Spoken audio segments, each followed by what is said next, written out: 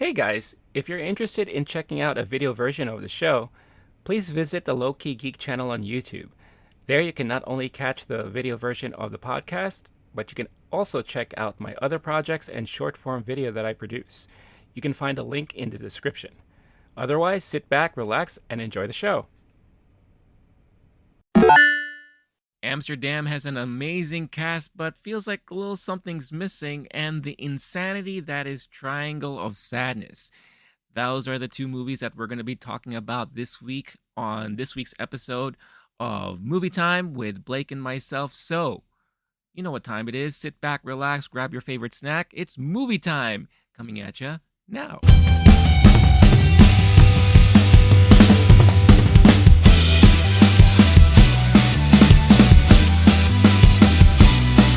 Hey, what's up, everybody? It is another episode of Movie Time. We got the movie boys back in the house. What's going on? Got myself, Rene, LOWKE GEEK, here with my boy, Blake.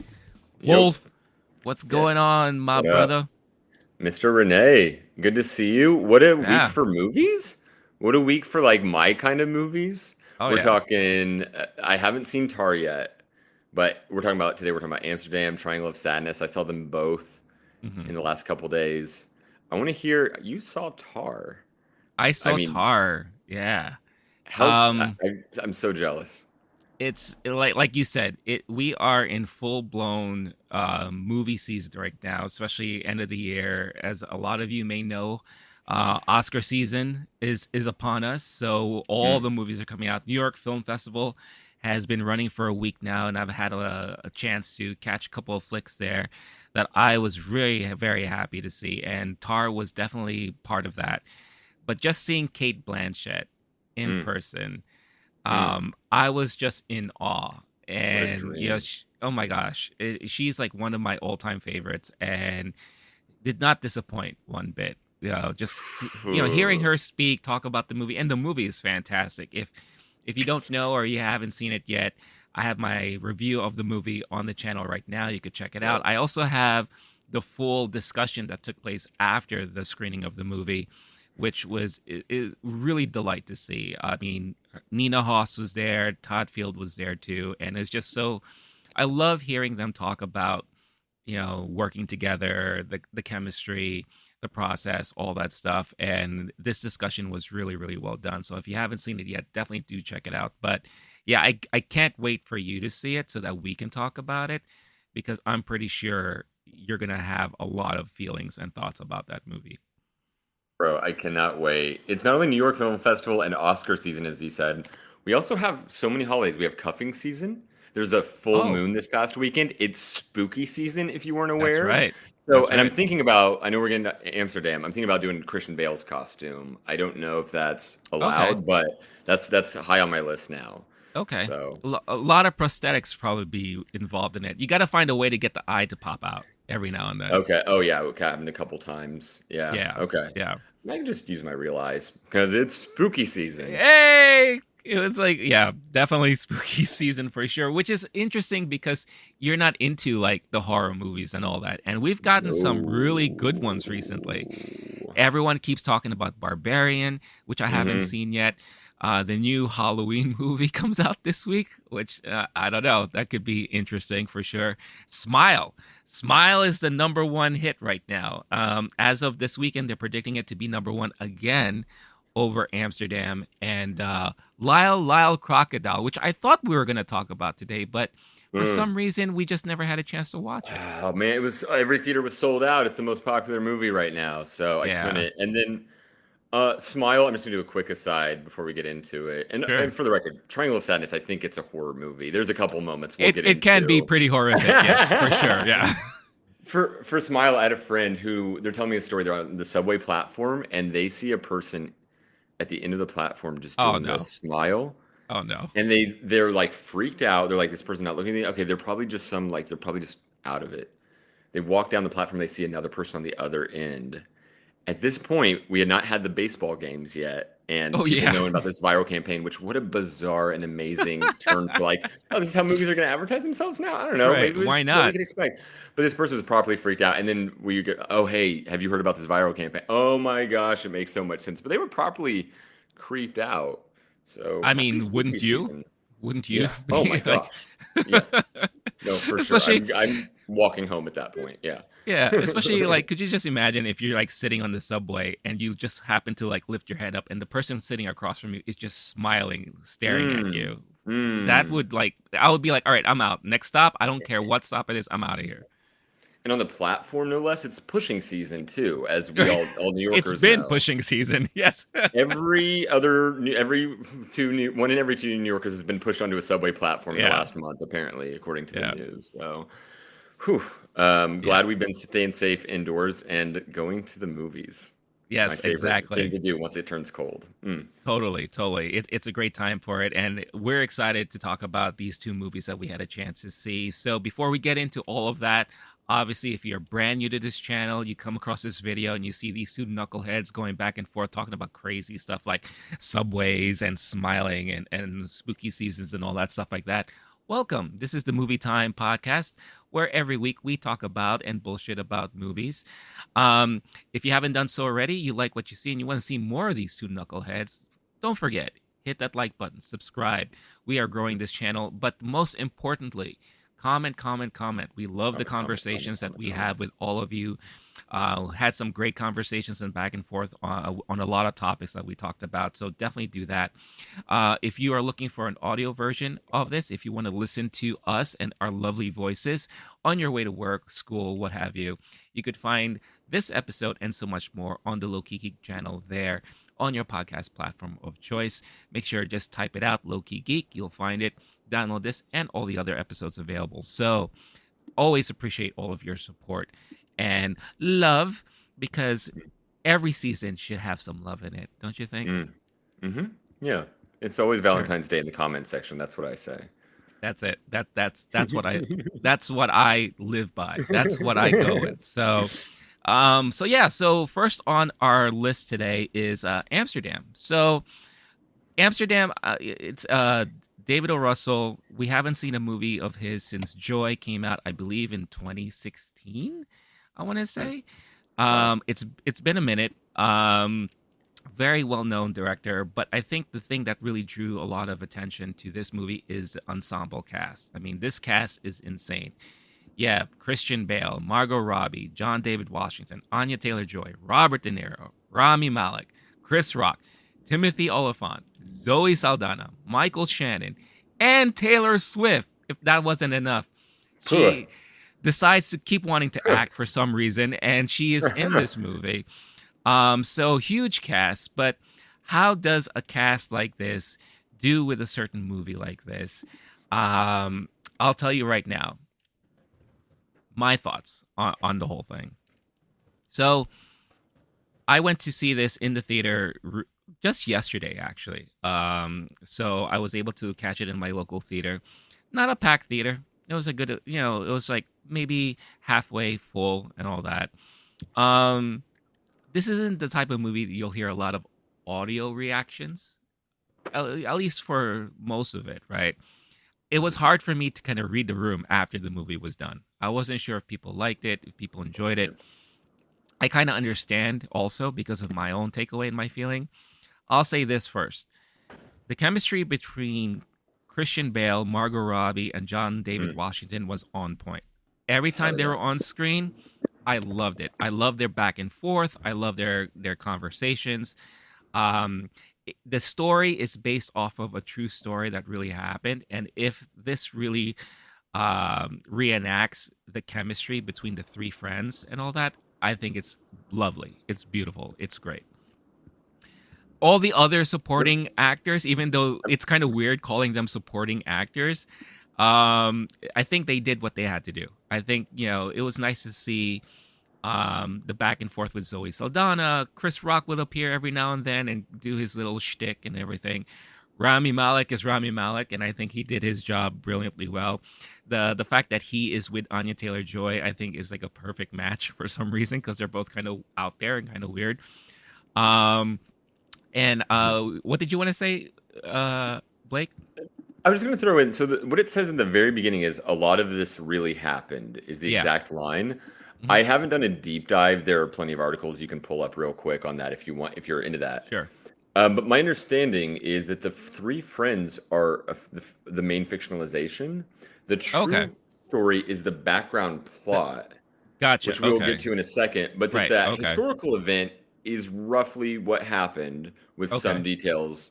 But that the friends who are making those moves, it's kind of like Forrest Gump. A lot of that really happened, but Forrest Gump isn't a real dude, right? Right. Right. I I think. mean, I don't know. He's real to me. I went to Bubba Gump Shrimp Company in Times Square a couple weeks Yeah. ago, and he's real, but you know what I mean. I'm That's my pretty sure understanding. yeah, I'm pretty sure I saw Forrest in one of those pictures, like in the background, hanging out with JFK and all that. So I'm pretty sure that's real.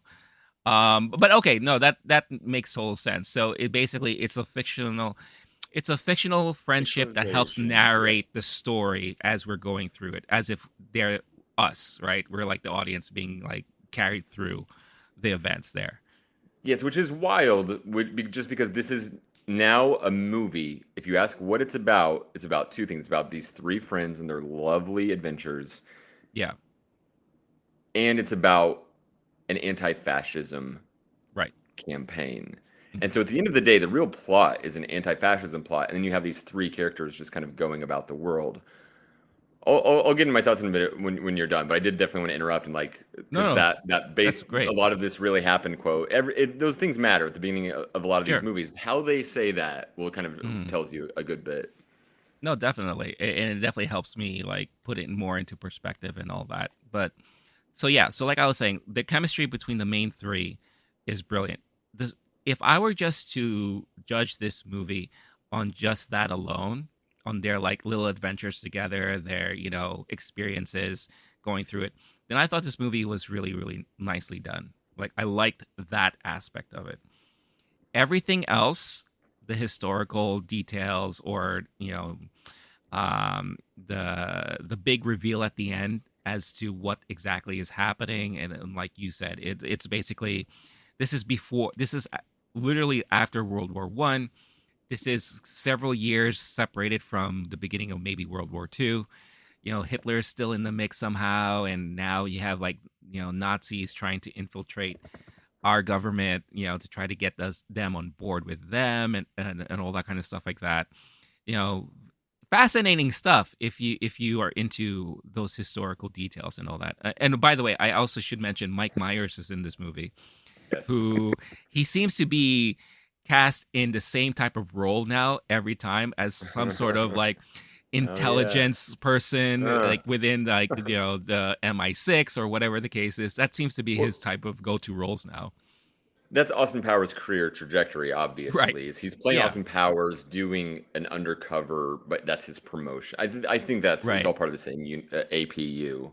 Yeah, yeah, no, it definitely is, and they love birds too. So they're like avid bird watchers. Him and Michael Shannon, which I thought was pretty funny. And that's the thing. There's a lot of like funny parts throughout this movie that I would chuckle at, and I'll be like, "Oh, that's pretty funny," or "That's cute." But for me, the tone of the movie, for the most part, was very bland. I felt like it was very uh, not one note, but I felt bored a lot, to be honest with you. Like there wasn't. This is not your energetic type of movie. It's not something that kind of like you'll find yourself like on the edge of your seat every time something happens. I think maybe it happened once, and that's when spoiler alert, Taylor Swift's character, pretty Oh much god. bites it. Um, Quickly. really quickly, which is probably a good thing because I thought her acting was just like, all Mm. right, enough. Um, that's just my Okay, we're opinion. gonna get death threats on that one. Thank you a lot, Renee. Well, we love it when people comment, even if Hey, it's about what Renee just said. To all you yeah, Swifties out there, have fun. sorry. Yeah, hey, she's a great artist. She really is. It just sometimes people should stick to one thing and not have to necessarily do other things, right? I mean, there's nothing wrong with that. And she's tried acting in the past, and every time it's been okay. It's the same feeling I have with Beyonce. I think Beyonce should not Oh, act at no, all, no, period. no. We do not want to activate the Oh, come beehive. on. I Let's love. go. I'm Let's agnostic go. towards all of these opinions. Let the record reflect. We will enter a truce immediately with any members of the Swifty. What are the Swift people called? And the Beehive immediately. Here. I have a white flag on me, and yep, we give up. Thank you. You win. We love the comments. Thank you so much, Renee. Way to go. Yeah. Well, Activated some controversy. that's Goodness fine. Hey, why gracious. not? Come on. Comment. We haven't Come even on. released Come this yet, and I feel like they're about to just like come in through the windows. Ugh. come at me. Come at me. No, Yeah, no, all that. don't know. He doesn't know what he's But saying. I'm so sorry. Oh gosh. but like I said, for me personally, the movie felt very bland. It felt very like boring at times. I actually did kind of doze off a little bit sometimes in certain areas of the movie. The movie is 2 hours and 14 minutes, which is not terribly long, but there were certain scenes I felt were a little bit extended more than they should have been. A lot of artistic choices were done, especially since Margot Robbie's character of Valerie is a very artful person, very creative. She has an interesting eye on art and what is considered art. Very interesting how she would take a lot of the shrapnel collected from all the bodies in the war and turn that into art. So definitely different. But outside of like I said, the main story between the three, I felt the majority of the movie was just very bland and not really exciting. I don't know if that was the choice of the director or that's just how it is, because his past movies I felt like have similar tones to them, but I at least found it more fascinating and interesting and a little bit more energetic in certain times. And again, maybe that's just me. But it definitely is not one of those movies where I'm just like, oh, you have to go out and rush and watch this right away because it is one of the best movies of the year. Da, da, da, da, da. Definitely not that.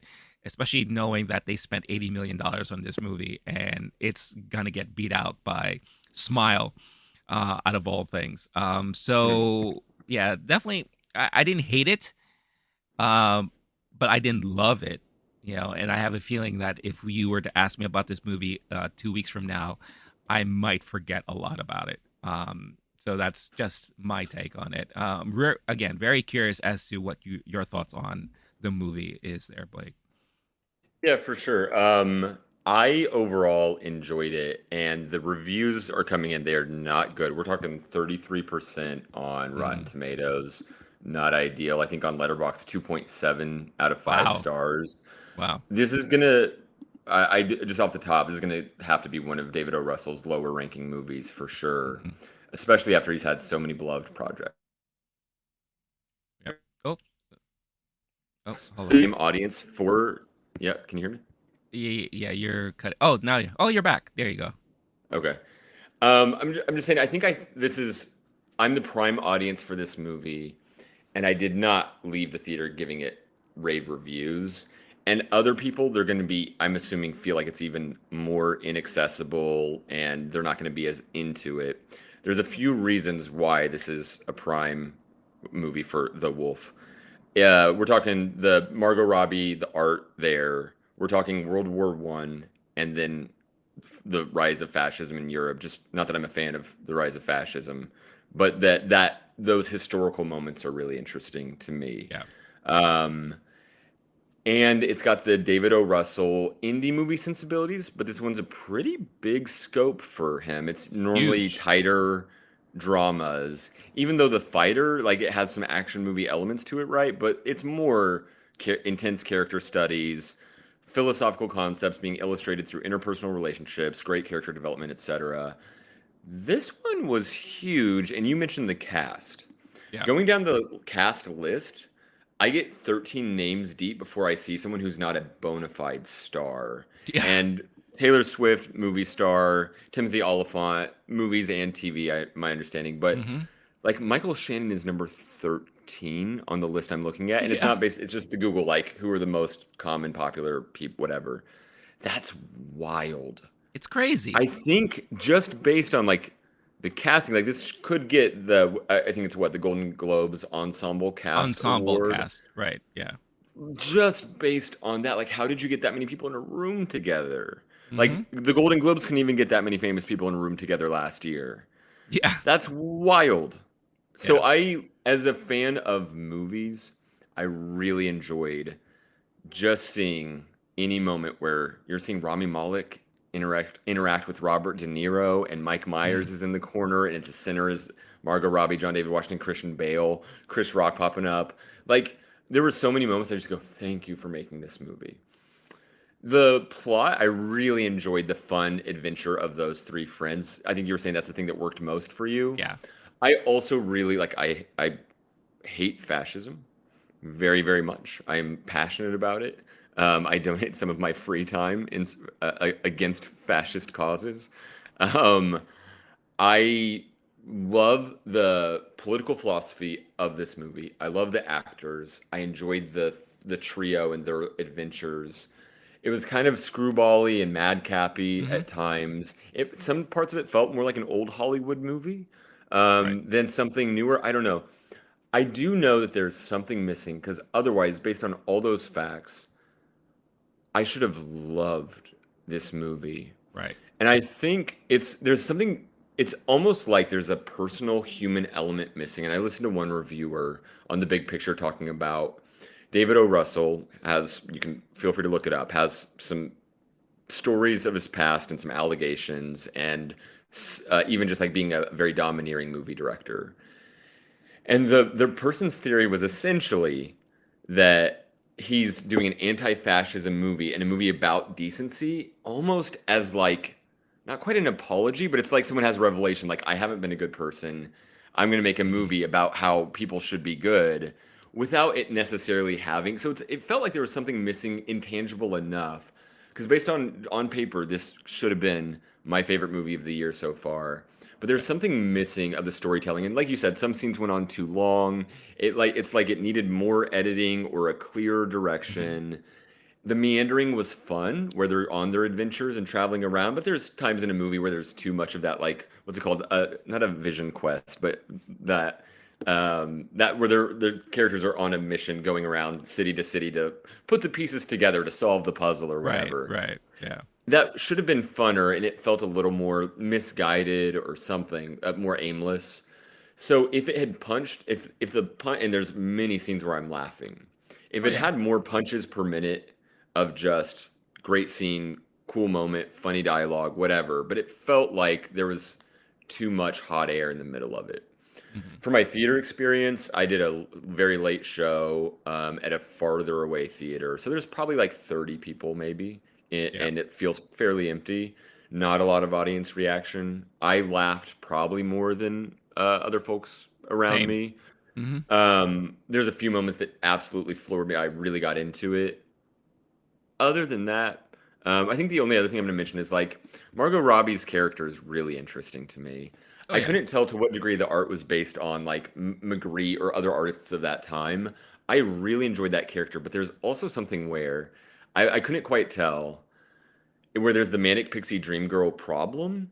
And in some ways, she has that, where she's spurning the adventures, helping fulfill the purpose of these men, and is in some ways kind of backgrounded or victimized or sidelined in some ways. In other ways, she's not the manic pixie dream girl. She's a hero of the story. And also, I have this list on Letterboxd I'm starting to work on. It's in its infancy, but it's called depressed pixie dream girl is kind of the idea, and it's Oh like there's the girl who in movies there's the one where there's the manic pixie dream girl full yeah. of life spurning the character on. There's the one who's like very sad and depressive, and Mm-hmm. that inspires the male character and he falls in love with her and she's like a wounded bird or something. So she's still it's a similar problem with like a lack of agency and fulfilling a stereotype, Mm-hmm. and that filling a part of the movie. In some ways, this character had traits of that too. I'm not necessarily, I think I would need to rewatch it or think about it some more before making a judgment on Mm-hmm. this movie had this problem. I'm guessing if I Googled those, the think pieces would already be there and ready to go. Other than that, overall, I have to say, I really enjoyed it. I had a great feeling about the movie. I don't know how soon I'm going to want to watch it again. I don't think it ranks very highly on my David O. Russells, who a few years ago I would have listed as one of my favorites. Like he was in Noah Baumbach, Christopher Mm, Nolan kind of territory for favorite current film directors. We're talking Silver Linings Playbook. I actually yeah. enjoyed Joy, even though a lot of people didn't. Back in high school, as an indie emo hipster kid, in blossoming, like I Heart Huckabees was Oh incredibly yeah. important. Yeah, yeah, yeah. Woo! So we're talking about that same director, and I also got to give it up for The Fighter, like an incredible Oh, movie, different than all those other 100%. projects for sure. Mhm. So I think based on the standards I would hold David O. Russell to, some aspects of this where it's not as tight as it should have been, while it has so many other pieces, he's really good at his casts, his dialogue. There's certain things man is really good at. There's something in this movie missing, but I think I probably at the end of the day I probably give it 4 stars out of 5 for myself. We're more. It's if it was going to go one way or the other, it's like 3.5 more than 4.5, and like that's not really good considering Mm. how primed I was to love every ounce of this movie on paper. Yeah. And it's also the pedigree of the director, right? Like we're Hmm. so used of him really coming out with like this really like massive, and it's been what we said Joy didn't come out for since 2016, right? So it's been a minute. So of course you're expecting something huge coming out from him in his next effort, especially with a December cast. 2015. So that's we're There you looking go. at just under 7 years. That's Yeah. wild. That's a long time, you know. Hmm. And you have a cast like this. You have the budget that he was given for this movie, and it falls a little flat. And I think you said it best. It felt like there's just something missing. Whatever that is, it's missing, and it didn't make me like fall in love with this movie because like this is the type of movie that I should have fallen in love with because you have all these great actors together, riffing off of each other, doing things together.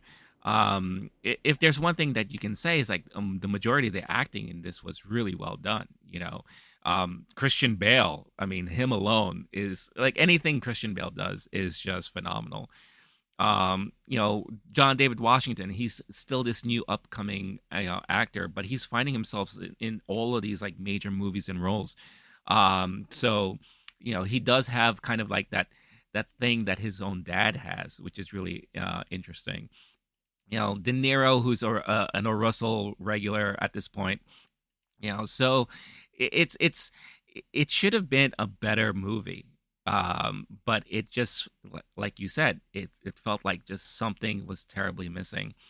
Going back to the Margot Robbie character of the way you explained it, I already see it in my head. So you must have Helena Bonham Carter's character from Fight Club in that list.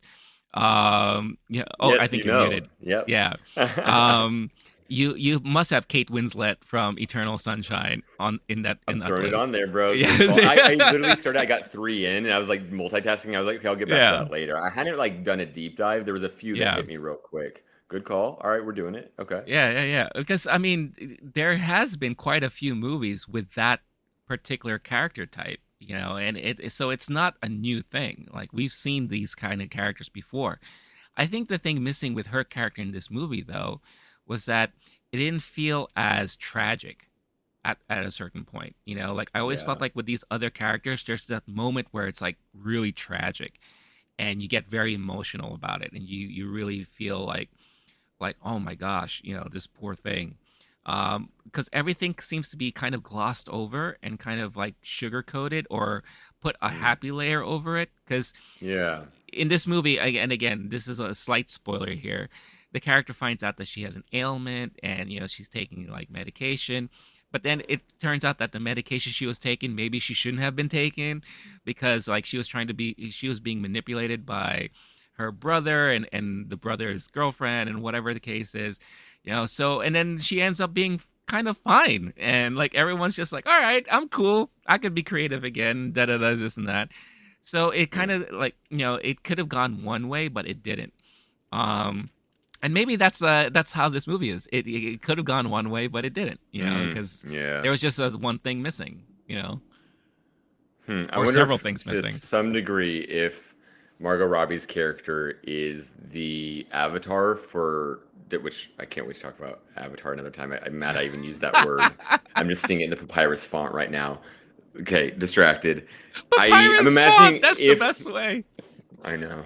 I'm imagining that Margot Robbie's character could be an avatar for David O. Russell as a director in some roundabout way. I hadn't thought Mm, about that before, but usually the creative character who's like, normally they're not movie directors, normally they're like writers or poets or something like yeah.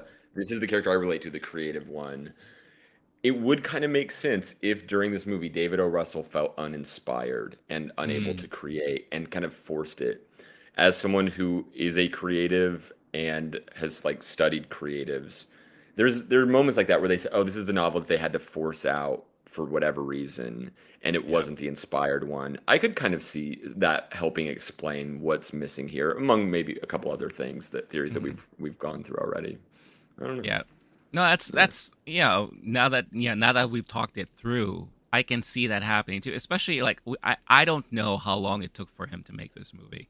I would assume several years, and I'm sure with like COVID and all that stuff like that, it probably like put some struggles and challenges in making a movie like this. So maybe halfway through the process or some point during that whole process, you're right. Maybe he lost something. Maybe he kind of just like, eh, I should just finish this movie because I've already started it, right? I'm under contract. But also, it makes me wonder. We're seeing a lot of this happening lately, where they're giving a huge budgets to these like indie Hmm. type directors. White Noise, which you're gonna see when it comes out. No, that's like Noah Baumbach's most ambitious movie, with Hmm. the type of budget that they gave him. Hmm. Robert Eggers with The Northman, they gave him this huge budget, and it granted the movie was still pretty good for us, but may not have landed for a lot of people. Like, so at one point, or I should say, at which point should we continue that trend, or should we just keep them to a comfortable space where they can really focus more into creativity and not worry so much about the spectacle of, oh, I have all this extra money now, I can whip out my inner George Lucas and here we go. Yeah. Yeah, if you're given big budget and they miss by a little bit, it becomes like a home run swing, but it's a whiff, and it can fall flatter and feel kind of Mm-hmm. worse. Because, like I said, I went in, my expectations were kind of normal because I'd already heard reviews coming in, Okay. but seeing a lot of my favorite, like there are people who are mad about this movie and saying, "How do you get this many stars to make a flop? That shouldn't be possible." And based on all metrics of audience reviews, critics reviews, etc., it seems like Mm, it's flopping pretty hard. yeah.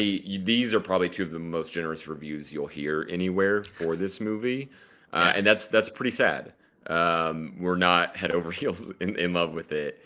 No. Um, because I know we're about to move on Triangle of Sadness. The only two like little bullet points I want to hit Sure. is there's another aspect of it that's based on history, which is I know you said it's that setting of there's the 30s, the 1930s piece.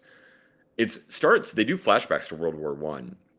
So Yes. first off, as far as the history, there's also on top of the political conspiracy, that group of soldiers, the 369th Infantry Regiment, was a real all black unit of the. I'm reading off Wikipedia here, but a real life all black unit of the segregated army that served under mainly white officers, nicknamed the Harlem Hellfighters.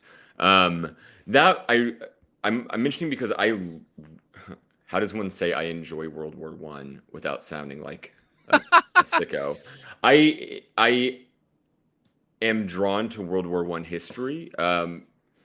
Hardcore History had an incredible podcast. It was like 23 hours of it, and I got really fascinated. There's not many movies that do World War One. There are Right. a lot of World War Two movies, which makes So sense. many. So many. The World War One movies, there's been a small kick recently for whatever reason. We were at the 100th anniversary of when it ended in 1918 of the armistice, and like there was 1917. Peter Jackson did the documentary "They Shall Not Grow Old." There's been a couple others recently, a little lower profile. but overall, I'm always, how do you say, I am happy to see a war scene. I enjoy when World War One gets some due that it Mm-hmm. feels like, and my understanding is like it's so horrific, and some of the stories from there are so nightmarish. It's really hard to show on a screen and keep people eating popcorn. Right. And people are stuck in trenches. It's I can see reasons why, but it was really nice to see that infantry unit particularly given some credit on screen, Mm-hmm. um, and getting to see John David Washington and Chris Rock, while not starring roles, especially not Chris Rock's. That was really nice to see. Yeah. Love John David Washington getting as many credits as we can give him at this point in his My career. gosh, it's crazy. Yeah. There's something weird where he basically goes from Tenet to Malcolm and Marie. There's a couple. What? No, no, like it's just like how Yeah, like also now he's like almost everywhere at this point. but also when's is Tenet the only hit? There was Black Klansman. Was it called? Yeah, Black Klansman. That That's was his. like I think that's that might his even. Yeah, first. that's actually his proper breakout. You're right. Yeah. Hmm. Not Tenet. And he was in Malcolm X in 1992, which Oh, was that's his right. father's movie. That's I don't right. even. Yeah. I'm assuming he played a child Yeah. of Malcolm. I mean, I'm not sure. Um, Malcolm X, huge hit. Black Klansman, huge hit. Tenet, hit by Christopher Nolan standards. Some people didn't like it. Hit, right? After that, we're talking Malcolm and Marie. We're talking a couple other ones that are just. I hope I hope he makes a few good decisions in the near future, or Hmm. gets a new agent or something, because I would love to see that man in Oscar conversations in future years and getting just all the Hollywood Walk of Fame stuff. That he's I really do enjoy watching him act. I hope that this flop of Amsterdam doesn't portend worse things for his future. I hope that that changes soon, because it was a couple of few years ago. It was like, oh, this is the one we were promised kind of thing, and now Yeah. he's still this. Everyone says he's amazing in this movie or that movie, but that the movie overall doesn't work. So we'll see how that goes. Yeah. The only other thing I was going to point out is overall, what you were saying about this movie being a little glossed over or sugar coated. There's something like there's the weird madcap.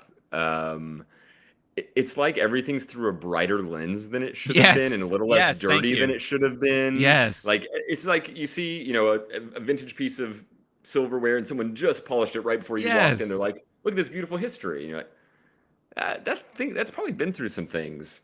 Right. That extra shine to me that feels flat when the seriousness of what you're talking about is so high. One thing that can affect that is the score, and we're Mm. talking. I'm just going off of like what I'm reading online. Hilda, she did the Joker score, and I'm going to do my best. Oh. Hilda Guanadotir, something Okay. like that. I remember memorizing that when Joker was in Oscar convo, Yeah. and Yeah. Hilda Yeah. was won the Oscar for best original score there. I could see, and she's done some like indie music projects in the past. I could see David O. Russell being, which now it's so strange. I'm wondering if there's maybe something else, because it's not coming up on their. Yeah, it says crew members include score composer Hildur Guðnadóttir. But it's not coming up on their other filmography, so maybe something's missing. But I'm only saying that the same person did the music for Tar, Oh. and that does that make yeah. So I one of the reasons I'm hyped to see Tar, and a movie about a composer, Hmm. who you get for that composer is very important. And getting the most prominent, in my mind, female composer won the Oscar a couple years Yeah. ago at least. That's cool. So I was thinking, I was that New York Film Festival, Triangle of Sadness, all that. There's yeah. No, I it's interesting that you bring that up too, because like when you watch Tar, the one of the most important things about that movie is sound design. You'll figure that out, and the soundtrack, because it really plays along nicely with that flow of that movie and the story that they're telling. In this particular movie, if it is the same person, it did make it feel a little bit like sorry. more. This is No, go interesting. ahead. I have to interrupt just Yeah. because it's not. Okay. The what I was reading, it goes on in August. Da, da, da, da, it was revealed that Guanadotir exited as composer, with Daniel Pemberton now Ah. composing the Okay. film. kind of makes more sense now. Okay. And especially I'm trying to remember, but it's essentially like it feels pluckier and kind of Yeah. like comedy Like score, but haha, duh, duh. Yeah, like dun, dun, dun, dun, dun, dun, dun, yeah, dun, like just that feel. right. Um, I I did. There was a couple moments I saved them on Shazam, especially at the end. Which, okay, I'm glad we brought this up. Yeah. Drake helped produce this Yes. movie. Yes, I know. I'm glad you brought that up because I remember seeing that in the credits. I'm like, wait a minute, what? Yeah. What? So what? All I know, and this is my little theory, which maybe someone hit it in the comments if you have a fact that disproves this immediately. My baby theory is Drake produces this movie. Drake, I know for a fact, on the credits is listed as a songwriter for the Mhm. ending credits song sung by Giveon, and it's basically taking the score and then putting Giveon's R&B soulful vocals on top of it. But Mhm. Drake is listed as a songwriter. Is this just Drake investing money in an EGOT possibility? As a Oh, songwriter for the original song in the movie. Now, maybe it's not an original song or it doesn't count because of whatever reason. I don't know. But it's using the score from the movie. I believe it's a new song. Drake's a producer. But I could also see Drake not wanting to put, too much risk on it or doing, he's done songs for at least the LeBron James documentary, right? yeah, Like I yeah, could yeah, see yeah. him being like, well, I've got too many millions. Let me just do a quick investment on my legacy because what else am I doing with it? Maybe that'll pay me back. I'll get more money from that, and maybe I'll get Right. the Oscar. That's this is clever. So I was curious about that because I was shocked to see his name, and I started to put it together. Like maybe he's doing a low key play. I don't know. It's Could interesting. be. I mean, he wants to solidify his name and his career so that he could attend more basketball games because that's really what he wants to do, right? That's everyone's goal in life is to eventually Yeah. be successful enough to that you can attend basketball games wearing the Tracy Morgan from 30 Rock EGOT necklace. Exactly. Exactly. Buying it from which I'm only saying that because I saw Tracy Morgan at a Knicks game a few days ago. He was not wearing the necklace, unfortunately, but Oh, okay. that's my little conspiracy Um, theory about this movie. About hey, conspiracy theories. I like it. I like it. Thank you. Thank you. Before we close things out, also going back on the whole World War I thing, you're right. I remember when Peter Jackson put out that documentary, which was beautifully done. I actually liked it a lot. And then 1917. 1917 in most recent memory is like one of the few that really focuses on World War One. That was the Sam Mendes movie, which was like the one shot movie that the whole movie was like one take or it looks like one shot, which I really enjoyed. But that's more of like an action based movie, and all that. So The war when is more if just the setting for it, unlike right, Wonder Woman, which is a true World War One movie, one where hundred there's a moment percent. where she jumps over some trenches in World Oh War yeah, One. yeah. No Man's Another one Land. Oh recently yeah, is yeah. Um, another one is Peaky Blinders has been one of the more recent oh things that right, really got it in the yeah. public consciousness Hmm. because that is huge and informs a lot of that. The only other one I'm throwing out there is Stanley Kubrick's got one, Paths of Glory. So that's one of the hardest hitting Kirk Sure. Douglas movies. It's early Stanley Kubrick. So, Hmm. but yeah, what were you saying about that recent like? No, like just to go along with your point that the fact that World War One is the primary setting of this movie, Amsterdam, um, it really It's the treated it setting of the more, flashbacks yeah, and where the three characters meet, but then the rest of it's set, what, about 15 years in the future, something like that. something Yeah. like that. But again, it goes over the after effects of that war, right? Yeah, that's why you have Yeah. Christian Bale's character, who is the doctor, who's trying to help a lot of these veterans from that war and all that. The And I whole felt like, event, yeah, the denouement of the movie is a World War One veterans gala. Yeah. exactly. Yeah. So you would think that there would have been a little bit more seriousness to it. And that, don't get me Yeah. wrong. Like when you have Christian Bale like talking to these vets, especially at his office, helping them out with their prosthetics and all that stuff like that, that's some serious stuff. But it was treated with with a smile, You're like so a right. smirk. You know? You're so right. Like the dialogue is serious, and David O. Russell, Yeah. to my mind, is good at that and Yeah. portraying that. It's like the camera work was funny or something. Right. What is wrong with this? It's If you have any theories, let us know what's wrong with this movie. Please I'm do. still not sure. Please, Yeah. please do, because it is so, again, it's interesting that with this director, with this cast, with this Go. the subject matter, we should have been talking more highly about it than we are right now, and we're not. Because the common theme here is that there's just something missing or there's something off. If you know what it is, let us know. If you have Please. your own theories, please let Please. us know, because it is kind of off-putting in a way, and it's just weird. It's just weird overall, and doesn't bode well for the movie as a whole, because I'm looking at the box office tallies as of right now. We are recording this on a Sunday. Not looking good when you have an $80 million movie Mm. coming in third, making only 6.5 million. That's gonna be an uphill battle. That Shoot. hurts. That is going to be painful, and I'm sure they're feeling all of that right now. But yeah, so we'll see what happens. Again, I think the big question is, if you're watching this, you Mm, may have already seen it. What were mm, your thoughts on the movie? Are yeah. you feeling like us, like kind of like in the middle, or just trying to figure it out? Let us know. Or if you haven't seen this movie, are you at all planning to see it in the theater? Or are you going to wait for streaming and all that kind of stuff like that? Let us know in the comments, because that'll be really interesting to kind of gauge what that feeling is and all that, because that will say a lot about what the audience expectations are for a movie like this. Hey guys, I hope you're enjoying this episode so far, but before we continue, I wanted to quickly talk about Bulletproof Coffee. Bulletproof Coffee is my favorite coffee of choice to start off my mornings with. Why? Because it's clean coffee. What does that mean?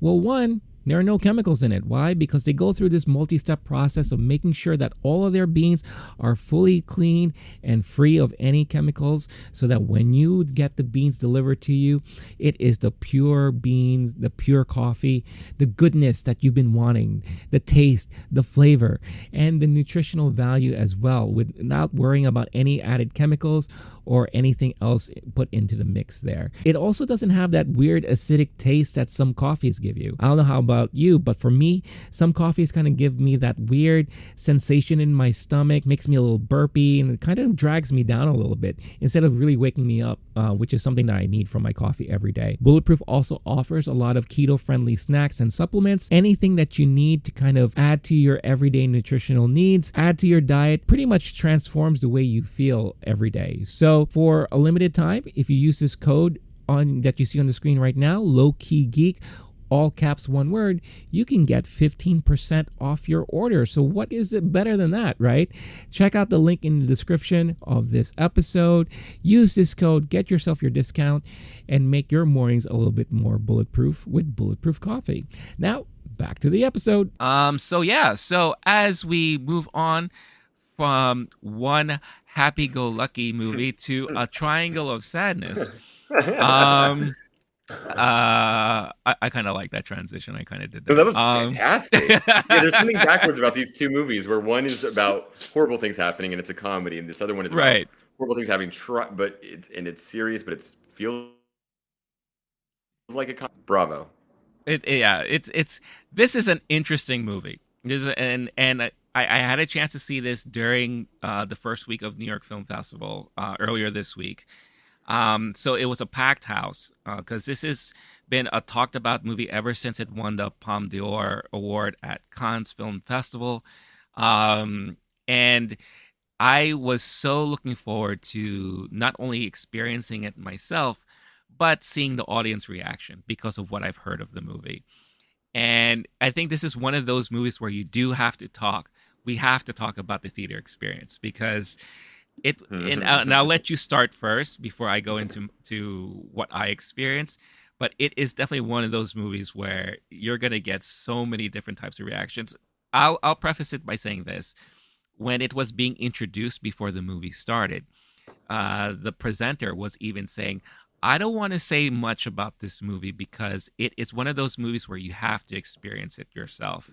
Because I want all of you to have a genuine reaction to it. And boy, did we ever get one. So, Blake, I know you had a chance to see this movie last night. So let me know, what were your thoughts, and what was your experience like in the theater for this? Just on some big picture stuff, the reviews are way better for Triangle of Sadness than Amsterdam. Oh If yeah, you yeah, want to have a more inspired film conversation, enjoy that. Stick around for this one because this was an yes. interesting, fascinating movie that I am still fascinated by, and I'm excited to talk to you because I haven't worked it out in my head, like Mm-hmm. how I feel about it and what's good. I can give you like my initial thoughts at the theater. I was laughing or nervous laughing Yes. very loudly most of the time. I'm going to give a little more context. I had just seen Licky Lee perform at the Apollo Theater, devastating, heartbreaking music, and just like the heartbreak and the aching, and listening to this woman sing these beautiful, profound heartbreak songs. And then I go see Triangle of Sadness and was not ready for that transition apparently because I nervous laughed many times. And there are times where I properly just like, that was a great joke, hilarious. Yeah. I heard only one or two other people laughing only a couple other times. Oh no. This is at actually same theater. I think it's the same. Oh, different theater than I saw Amsterdam, but similar concept, like an AMC, but it's a little further out of the way. This was the late showing, and it was fuller than Amsterdam, which says a lot. Mm. A lot of people who it seems like these are film buffs who like this director. They hear that it wins the Palme d'Or, and they say, "I'm going to go show up for that movie.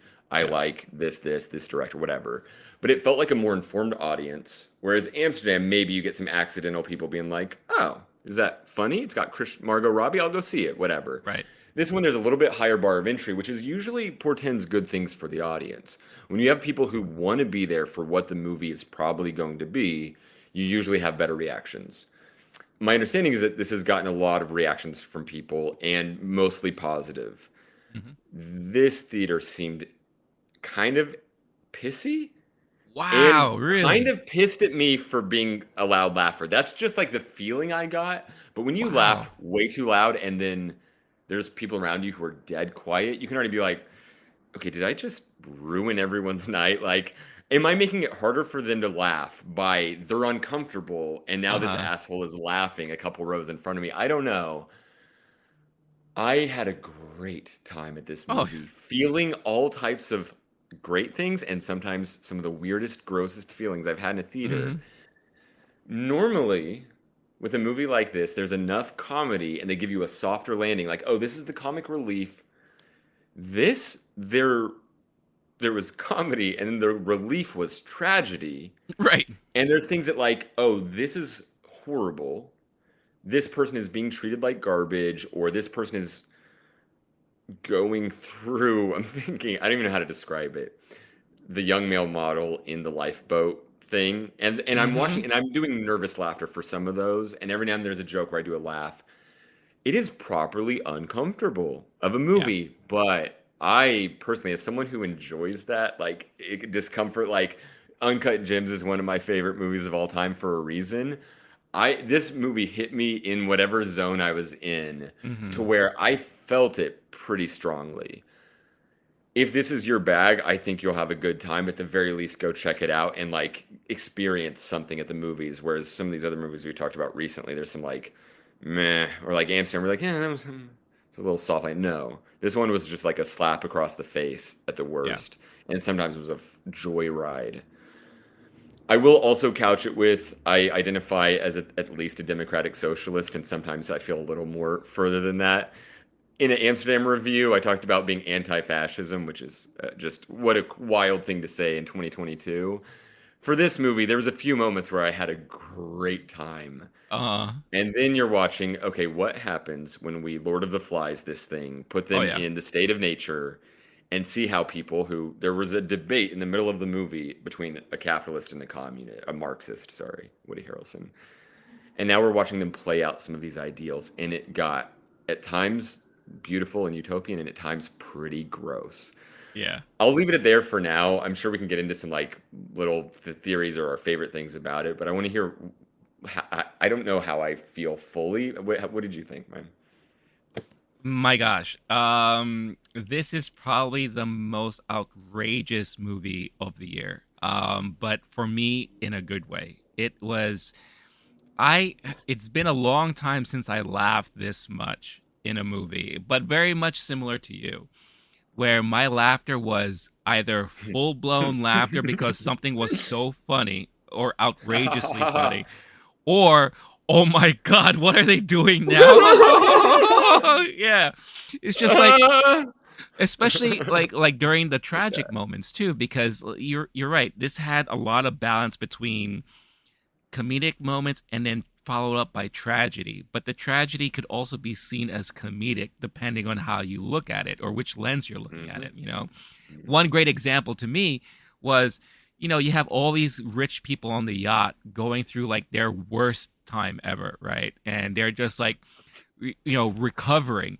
And then we, they do an outside shot and you see a pirate ship coming in about to like, you know, like board the yacht.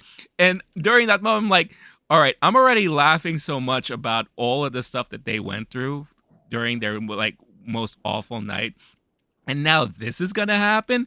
What's this about, you know? So I'm like nervously laughing because I'm just like anticipating like the worst, right? And it's just and again, if we haven't said so already, spoiler alert, we're gonna just mention some stuff about this movie because we can't talk about this movie There's and have no a discussion way. I need without. to. I Yeah, have to. yeah, I'm compelled. There was a flood of shit water yes, drowning rich people, and they are going through health crisis after health crisis. right, It was amazing to watch. I know I yeah, probably shouldn't say that. no, no, it's I don't wish ill on anyone who exploits the poor whatsoever. I want everyone to do great. And if but it comes at their expense, it's kind of funny. So right. that's all I'm saying. But one of the best parts, especially during that moment, was you have again the capitalist and the Marxist goading these people on the intercom. You know, you have Whoa.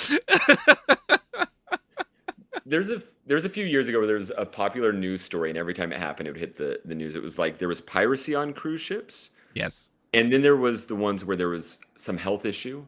yeah, like One time it was a salmonella stomach breakout bug, or whatever. Yeah, and then early days, spring, summer 2020, it was the horror stories of people who were stuck on a boat, and we didn't know pandemic situation at that right, time, and right. then they're stuck on a boat of sickness. Brilliant setting for a movie that's going to Oh comment on yeah, these things. mm-hmm. How have we not had more movies that are it could be a horror movie, it could be a comedy, it could be social commentary, it could be a family drama. Yeah, I need more movies. Like there's submarine movies and war movies. That's as close as I'm thinking. Like there's some yeah. really good ones in that world. Otherwise, like we need more cruise movies. What Meryl Streep had one a year ago where she's the author on a boat. Oh right, Anyway, right, right. Yeah, it is a good setting for that. But the sick cruise on the luxury yacht concept, brilliant way to flesh out some of these concepts and it's just like, especially the way they tie in the social commentary too. Like it's like, not, if you've been to a resort or if you've been on a cruise, you'll see these pockets of people that Mhm. are different aspects of society. And but when you focus and concentrate on one society, one aspect of society, especially the uber rich, right? The ones that Mhm. feel like they can get away with anything, and put them through these disasters and tragic events, and just to see how they act to it, there's just something so brilliantly comforting about it. I don't know how to describe it. It's just and you just see how the realness of them, how it really comes out, what they find most important, what they find that they are entitled to. The entitlement is just through the roof and everything. But you know, before we jump more into that, let me talk about my theater experience, because again, I saw this as a screening at New York Film Festival. So obviously everyone Mm, there is like a film buff, yeah. a cinemaphile, all that kind of stuff, right?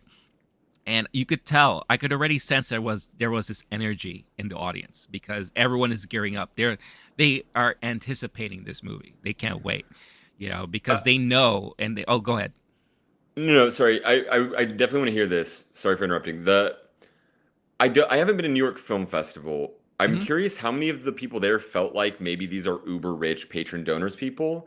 And one question I had was like, we'll see how this movie plays out over time, where as it trickles down to more audiences that aren't film buffs or Yeah. I'm curious how Middle America Tuesday evening show goes for Sure. this movie. I don't know how long its legs are, so to speak.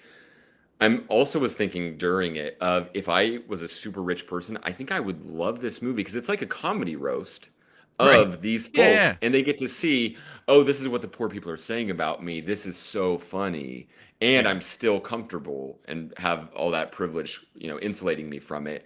I could see someone enjoying it even so. But anyway, I'm curious, like. Can you describe the audience a little more? Sure. And when you're talking about, because I'm fascinated by your audience reaction compared to mine. Sure, yeah. So, for those of you who don't know, New York Film Festival is usually taking place at Lincoln Center every year around this time. Now, the one thing that they did interesting this year, which they've done before but not to this scale, is that they're expanding their screenings to the other boroughs of New York. So, Brooklyn, Queens, even Staten Island. You could see special screenings for New York Film Festival in those areas. So, with this particular screening, I was able to see it in Queens, where I live, at the Museum of Moving Image. Ooh, So, nice. I feel like that is a prime audience setting for a movie like this because you're not going to get the uppity, high donating donors at Lincoln Center who probably live a couple blocks away from there, right? You're going to get like a good mix of people who are one, yes, you will still Yeah. get those donators, but you'll get film students. Right. I think some critics were there from what I've heard. And of course the patrons of Museum of Moving Image were there. It's connected to Kaufman Studios, where they film a lot of TV stuff and movie stuff. So I'm sure people from those walks of life are attending it as well. So it was a good mix and blend of all these different types of people, and I think that's one of the reasons why you had that energy, that the energy in the atmosphere, anticipating for this movie, because everyone who was there was well aware that this movie won the Palme d'Or. Everyone is well aware that this has Right. been like hitting the festival circuit big time, right? So throughout the movie, my laughter was joined with Mhm. many of the other laughters that were in the audience. It was like a good mix of all of us laughing at the same time, whether it was funny or uncomfortable or nervous laughter. We all shared that same experience. I was sitting next to this one lady where during the most horrific parts of the movie, the vomiting, the shit spewing out of all the toilets and Mhm. all that, she was like in agony. She was just like, oh no, oh that's gross. But then at the same time, like 2 minutes later, she's laughing and everything like that. Okay. So Interesting. I think my theater experience was a lot more akin to me. We all enjoyed this movie at the same time for all the same reasons. Um, the movie is also kind of long for a movie like this. It's like 2 hours and 20 minutes. So I do feel like maybe a lot of people got worn out towards the end of the movie after all the laughing, all the Yeah. like because it does kind of It was longish too. Yeah. yeah, it gets to a point where like okay, we kind of get the whole thing. Let's just end this movie now. And I felt like there were many moments they could have just ended the movie, but they kind of just kept Mhm. going and going, especially when Mhm. they found themselves on the island. Um which ended up being a resort, which is like the most like crazy shit ever. Mhm. Um Mhm. but after the movie ended, you had crowds of people outside still talking about it, and talking a lot of like positive stuff about it. So I think of the majority of the people that I saw the movie with really loved the movie and really, really enjoyed it.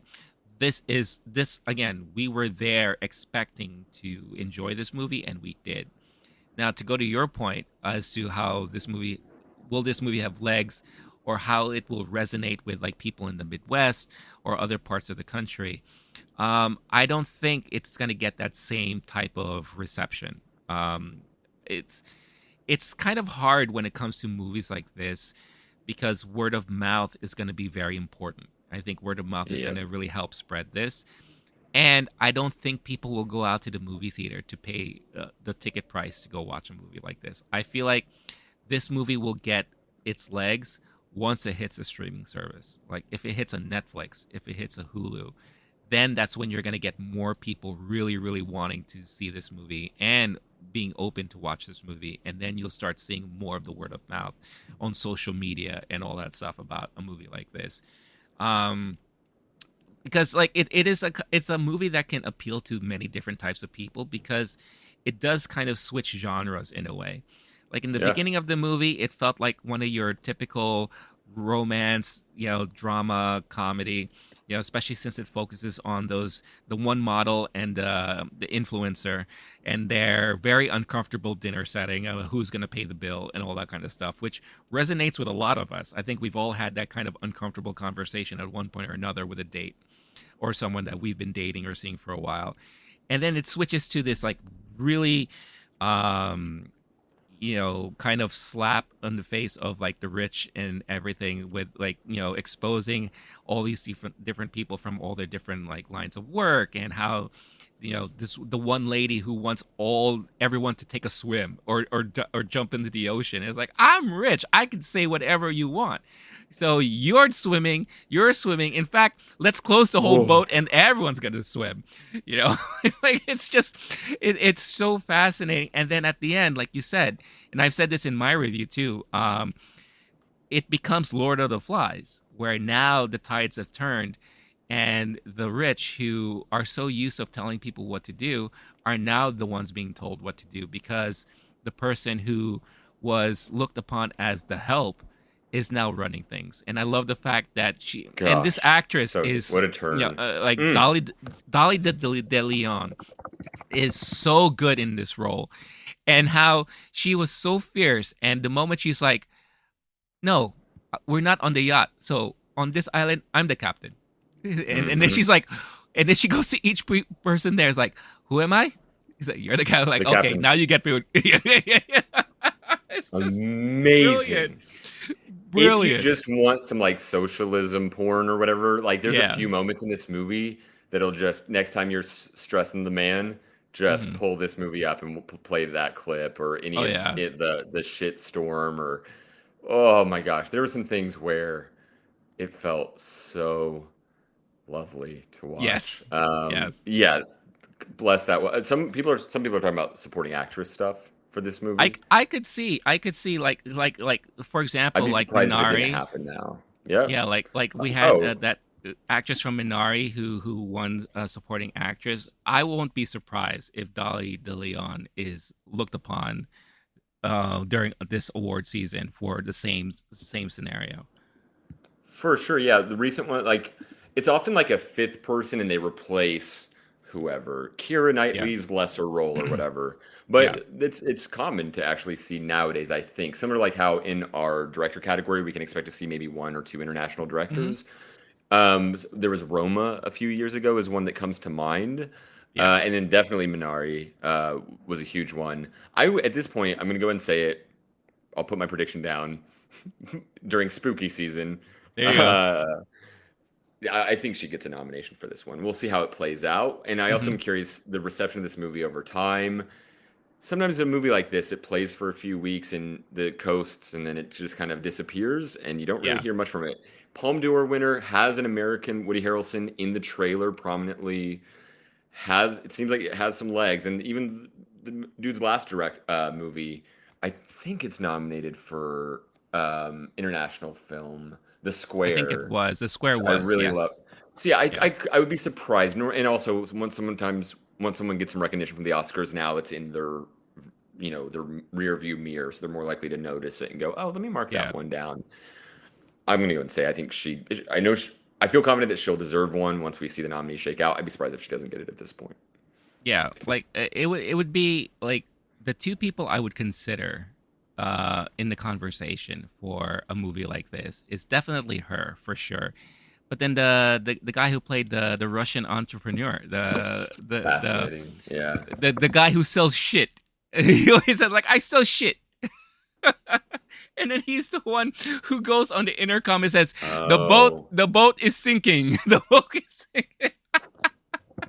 gosh, dude. Okay.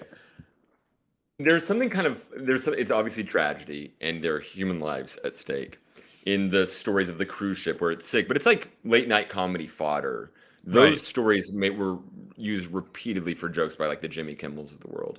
Mm-hmm. The moment where they get food poisoning, which to my mind, for a second I thought, did they get poisoned? I think they wanted to leave that vague. But to my mind, the chef says, oh, the rich person wants the staff to go swimming for their entertainment. The food's gonna go Okay, bad. the Yeah. food's going to go bad. The Yeah. food goes bad. They all get food poisoning, or at least most of them do. They get so sick that it's a hilariously nightmarish scene at the dining room where just sick. It's like the bridesmaid scene in the street. But this Mm-hmm. one goes on, like you were saying earlier, this one does go on for a long It time. does. I It kind of does. wondered in Yeah. the editing room if they thought it would be okay, like the bridesmaid one, or we see it in movies sometimes. They just keep pushing it and people just keep laughing. That isn't what happened in my theater at all. And there's something really weird about like nausea comedy, Mm-hmm. where this really gross thing is happening, and so like I'm disgusted by what I'm seeing, but it's kind of funny or it's played as comedy. There's something that can be off-putting about that. But yeah, they I just wanted to play out the events. Staff goes swimming for their entertainment. Food's gonna go bad. Food goes bad. Nightmare scene. Everyone being sick on each other and the staff and everything. Right.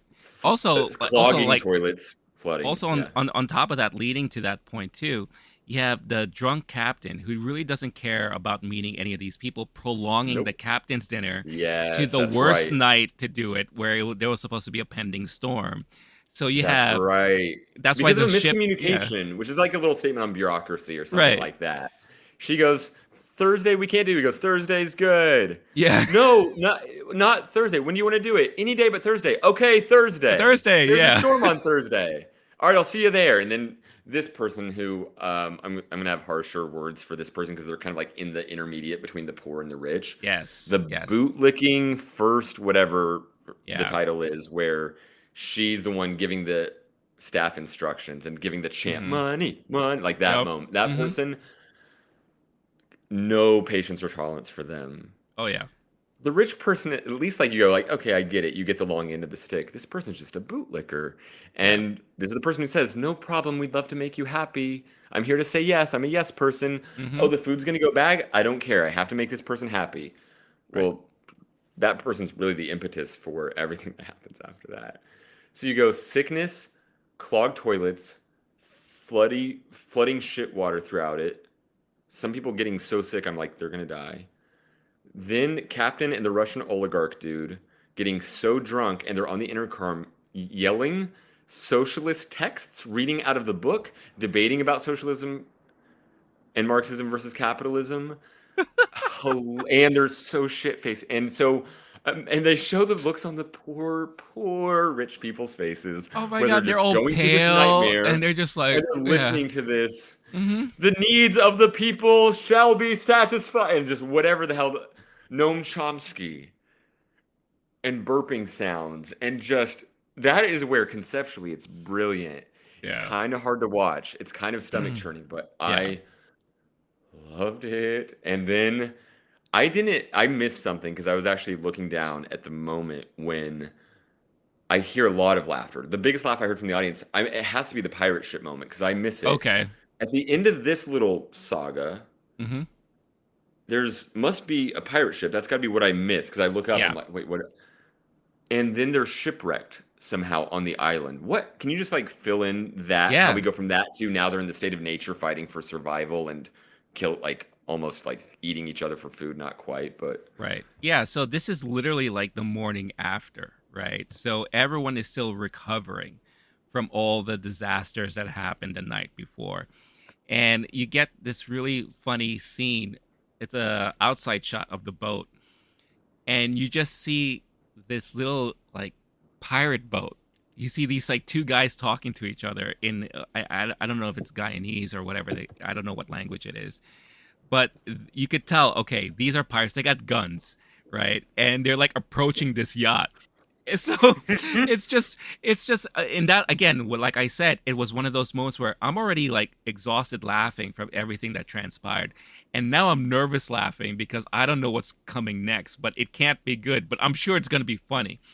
So in another brilliant writing moment, they cut back to the boat, and you have the two old couple that they make their money off of military weapons and armory and all that.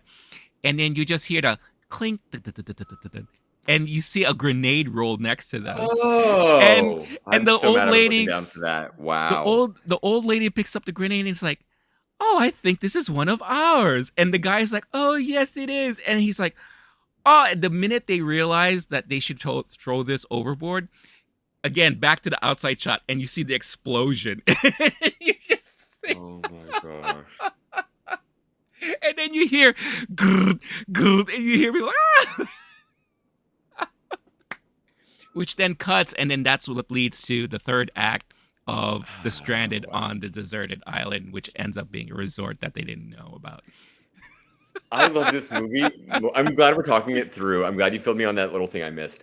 I need to see this movie ASAP. I love it so much more now. With like, there's a few things, Yeah. and I'm sure on a rewatch, this is that kind of movie where you go, "Oh, I didn't realize this character was doing Yes. this thing at that time." And Yeah. this is a metaphor for Mm-hmm. the a class struggle. I love this movie. Okay. Yeah.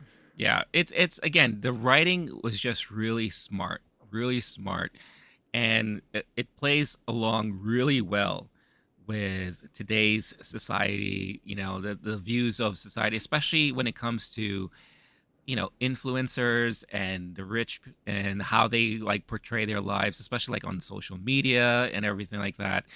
I think it was brilliant how in the beginning when they were having that fashion show and it was like words of like affirmation and encouragement. It was just like, oh, That's one of the hardest. I laughed multiple times. Every time a new thing flashed, I laughed hard. yeah. And I have a little side theory I'll throw in now. Yeah. You went to a theater with New York Film Festival people, so maybe there were some Richies there. I went to Sure. like the richest area for AMC movie theater. There were some people who looked Oh, barely like they were wearing some okay. nice coats for Okay. sure. Okay. Okay. And maybe like creative world fashion something that like I don't know if they were in like if they got the joke and or if they were kind of mad about it or uncomfortable. Like, oh right, I know what because East Coast Richies are hilarious because they know Oh, yeah. the dynamic. Like they hear liberal conversation all the time, and then they have to like show up to things events every now and then that have like the fashion. I can't remember right now, but the one that kept repeating of like cynicism masquerading as optimism. Yes. I Yes. guffawed, and not one other person in that theater laughed, which made it even funnier for me because I get a little ornery in those settings. I Oh, enjoyed man. it so much. It was so good. It was so good. That scene, a lot of people in my audience were dying. They were laughing because again, Okay. it's so subtle, and if you're not paying attention, you could easily like, gloss over it.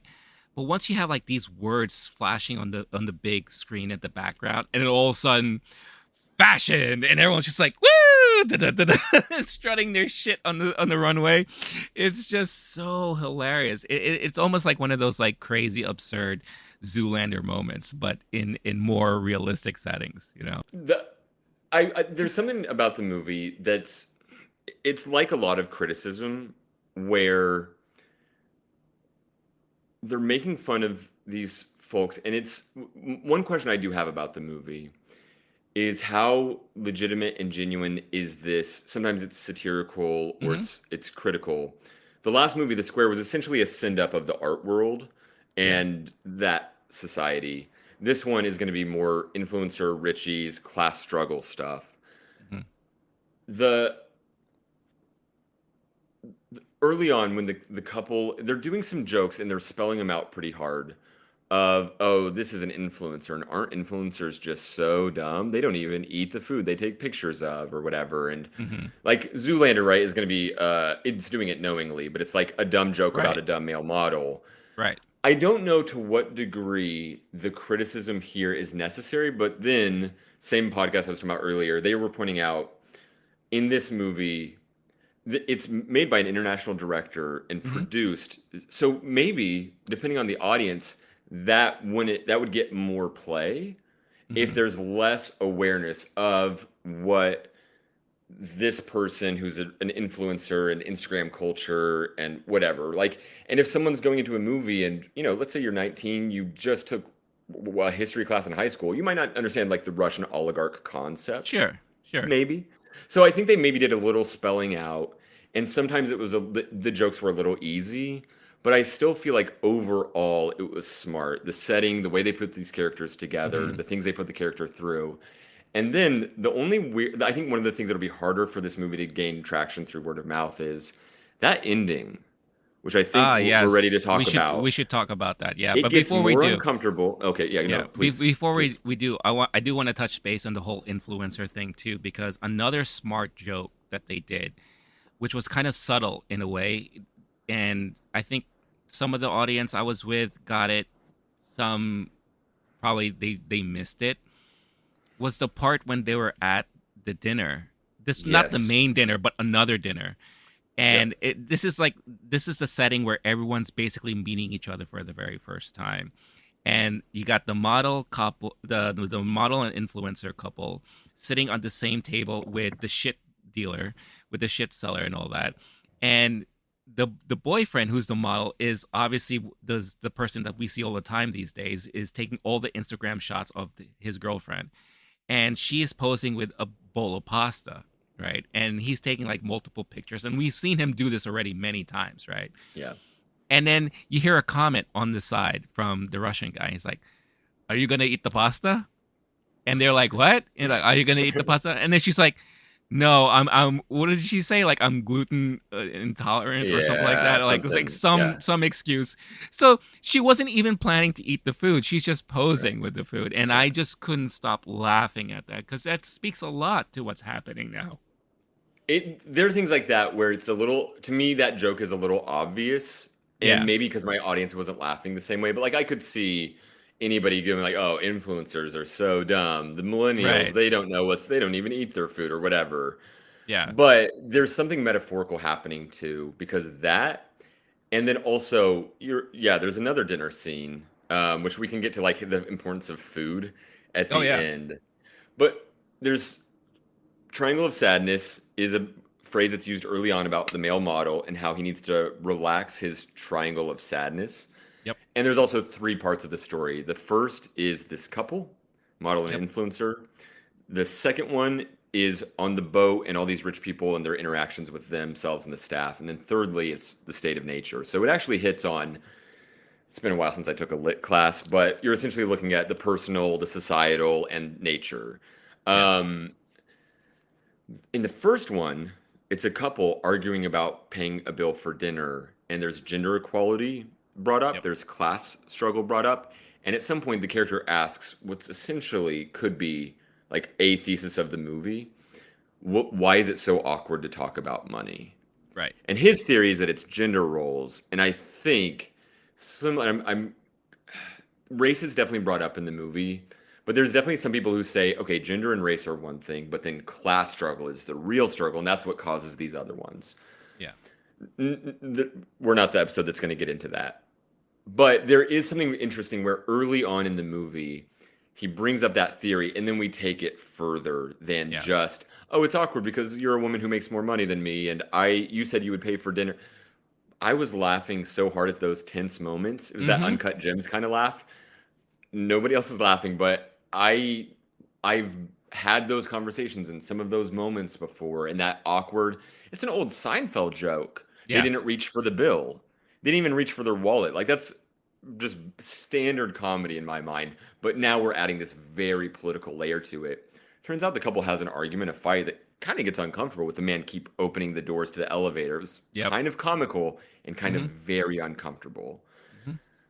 But at the end of it, you have the comedy and the discomfort, but there's a political message underneath all of it. And we're seeing it play out. And I think what was the smartest thing about this movie is that he's not hitting you over the head with these things. He's telling Yeah. stories of people that feel real enough, and I'm bought into it. And their dialogue, there's a couple characters that have a straight up dialogue of capitalism versus Marxism, but even that becomes metaphorical when they're doing it on the intercom and Yeah. torturing other people and they're drunk during it or whatever. You could add like layers of that metaphor to it, but a lot of it isn't proper debate the way that the couple debated or they debated. And there's ones like around the campfire at the end in the state of nature where they're saying like, Mm-hmm. how should we punish people? Who deserves the food? The person who makes it, the person who catches it, whatever. Right. There are those debates happening during it, but I think my favorite part of the movie is the other things that are happening around that and contextualizing it. Mm-hmm. And I think it's kind of movie why I'm glad we're talking it through. It's the kind of movie that actually has a longer aftertaste than the Oh yeah. actual story and the dialogue that's happening in the moment. I think I'm going to rewatch it ASAP just because it'll get richer with seeing some of the, not just Richer. this is what's happening in this moment. um, Not just this is what's happening in this moment and I'm trying to pay attention to it all, but oh, there are layers to this for sure. Yeah. No, and I'm glad you said that too, because in my review, in my on the channel, I do bring up the whole triangle of sadness meaning too. Like, what was described to the audience as what it means in the fashion world, but when you Mm. look at it in the lens of the movie, it pretty much describes the three arcs of the movie. The first, the middle, and the end, and how the culmination of it all is pretty sad for not only a lot of the people there, but for us as an audience member watching, and the realization of a lot of this is happening in society these days too. So it's sad to see it portrayed in this way, even though we're laughing a lot about it and all that, right? But with that being said, one of the I don't know if I would call it uncomfortable, but the ending, and like how We does got to talk about one it. really interpret the ending of this movie? Because it again, it might speak about how you feel about things, right? Or how Hmm. you view society and all that. So Yeah. basically, and again, we've already mentioned spoilers and all that kind of stuff like that. Again, we cannot talk about this movie without talking about the movie. So they're on this island. The brilliant Abigail that we mentioned, who is now the captain of the island, manipulates her way and her power, because now she's the hunter. Now she's the one, the provider for all these people who don't know how to do any of that stuff. So, she takes a liking to the model who survived, who is still with the influencer, who's still on the island with them. Decides to pretty much bait him into being her, lover, because she provides him with food. So it's transactional, which was again mentioned in the beginning with the couple, because in a way their relationship was very transactional too, because one is an influencer, Mm. the other one's a model, all that kind of stuff. So it comes full circle, Thank right? you so much for making that You're connection. It welcome. was right You're there. welcome. They Yep. literally say the words like, "Oh, I'm getting something out of this. You're getting something out of this. Exactly. Mm-hmm. What's the big deal?" And he's like, "No, but I think I love you and I want a baby someday." She's like, okay." He goes, "All right, I'll work it out and I'll show you that I love you." Well, time will tell. Right.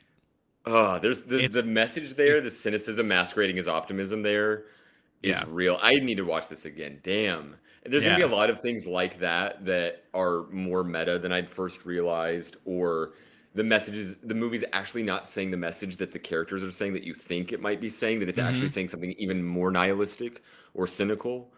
I was thinking about the one where if you think this is a socialist movie, keep in mind that there's a drunken captain of a Yes. luxury yacht debating with a Russian oligarch, and he's the voice of communism, and he's torturing people with this debate. And there could be a metaphor there for like, oh, if you're hearing, I'm just going to throw out some names, Bernie Sanders and whoever else is on the other team Mm-hmm. debating, and if you are cynical and you say none of this matters, that would be it's nightmarish, right? It's just over the Yeah. loudspeaker and it's in your face and you want to avoid it and you literally cannot. And so there's something very like okay, I'm gonna let that one go for now. But the last movie being about the art world, in this one, there felt something super cynical about it, Mm-hmm. where the person isn't on either side of the thing that they're sending up. They're not Yeah. saying, "Oh, the art world's actually good or bad." They're just saying it's as if, to me, what I'm guessing the ending means is that nothing matters. And we're in the state of nature and we are in a continuation of the state of nature. Mm-hmm. And what plays out in the world where there's a person and it's all transactional. And I'm seeing this person who catches the fish. I'm thinking Yeah. maybe she's pure of heart. Maybe she'll lead the utopia. Maybe she'll create a new society, at least for a few days until they get found or something. Yeah. Nope. turns out to be doing a lot of the same bullshit the other people were doing. So I think Exactly. the ambivalence of the director and how this thing is arbitrary. And this is just like, oh, you get away with what you can. You get one over on people when you can. You do what's best for you. You make some mistakes. And it turns out we have a bit of a mess at the end of all that. I think that that's enough of a takeaway and thesis for like what this movie's actually saying. Not rich people suck, LOL, but something much deeper or further removed from that. I have to kind of divorce myself from that to say, oh, this is what the director's probably saying. For the ending, which I don't think we went into yet. No, not yet. So, the way I was painting the picture. So, just setting the scene. So, obviously, you have the new couple on the island because of the transactional and the provider, and all that. And each person provides a need. It gets to a point where, all right, are we gonna put this out in the open, or are we still gonna kind of keep the secret? You still have the influencer girlfriend who is still uncomfortable with a lot of things. So they decide to go on a hike together. That's the influencer and Abigail, the new captain of the island. They go on this hike and they find out that they've been on a resort island the whole time. So as they find the elevator, right before they enter, Abigail decides, like, well, I have to take a piss real quick first. And then we'll go and, all that kind of stuff like that. Whoa, what's up? Did you believe that she was actually taking a piss? As soon as I saw the resort? No. Okay. No, that was her excuse that she gave. She said, I have to go take a piss and then all that kind of stuff. So you could tell she's plotting. She's like, I don't want this to end because this is like the best. I am the captain now. I am the captain. I have the power. I call the shots. I've never had a chance to do this before. There's no way I'm going to be losing this. So she's plotting to basically take out the influencer. She got the rock in hand and she's ready to do it. As she's approaching the influencer, we don't see her face, but we just see her talking. And she's like, Abigail, I feel like I want to do something for you. Maybe you can work for me when we get back and all that. And then that line, and it just cuts to black. And then we see the model boyfriend, what appears to be him running for his life in the jungle. And then the movie really ends at that point. That's how you interpret it, was running for his life. That's what it looked like to me. Yeah. Okay. I mean, that is a valid interpretation. I'm not saying you're wrong. I hadn't thought about that one. I hadn't thought about it too much. I decided to just like let it slow burn in my subconscious and we talk it out. Yeah. If it's okay, I'll take one step back. Please go for it. Yeah. As soon as we see the resort, I go, oh, influencer girl's about to die. For sure. Which is my own cynical interpretation. Yeah. We then see, of course, over the next few minutes, oh, I'm going to go take a piss. And you're thinking, if this influencer girl knew what was good, she'd be watching her back for sure. Nope, she's so naive and been so comfortable in the roles that these people have been playing. Which reminds me of the dialogue earlier when not the ship captain, there's like the first attendant or whatever, the person, the bootlicker. And she's like, well, may I remind you that you are an employee of a luxury yacht? And these are the customers? And she's like, no, we're on a campfire and there's no yacht anymore. Yeah, where's the yacht? I don't see the yacht. Similarly, the question is like, I guess Charlie Dean forgot, or their character forgot in that moment, which we have to, I'm going to throw this in here right now since this is a penultimate moment for this character. Mm-hmm. The actress who played Charlie Dean passed on August 29th. And there's an element of that to this movie and its reception, how it's playing out. There's something, I'm not going to try to act like I was a super fan or anything like that. I don't know how that affects the movie's rollout. I have to imagine the cast has a unique experience for the press tour stuff of this movie. That's something to keep in mind. It added something to this movie, and I can't even say what, but knowing that, watching the movie, and then there's a moment where this character is about to get murdered. It's obviously the director didn't intend that, obviously. No, of course. I'm wondering, I don't even know if the editing was done by then. I'm sure, feel free to look it up on some article about this issue. But if they don't show something, or would have otherwise, etc. But there was something really not too dissimilar from like Dark Knight and people seeing it because there's an added layer of, oh my gosh, there are real stakes at play in the world that we're interacting with now. It added something there. So anyway, in this movie where this character is about to die, I assume, but the woman who's become the captain is holding the rock, and you're seeing her transform before your eyes into like a villainous, like, I'd never wanted to kill anyone, but now I have to.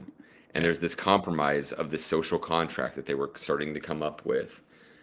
Almost like there's some Cain and Abel metaphor going on there, where one kills the brother with the rock, and this is like an early step of the people separating and societies moving apart. There's a biblical metaphor there if you want to get into it. I think that what I'd like to do, if you're up for it, is just give our interpretation of here's what I think happened. Obviously, we don't know because it's pretty open-ended.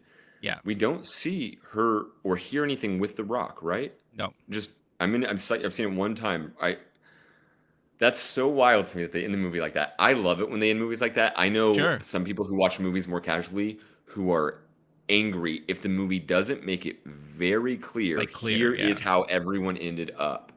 Yeah. Even recently, I watched Snowpiercer with a friend like that, and afterward, we kind of know how they end up, but they want that what's it called, the stinger at the end of the movie, where they go, okay, and 6 months later, everyone's still alive, or whatever it is.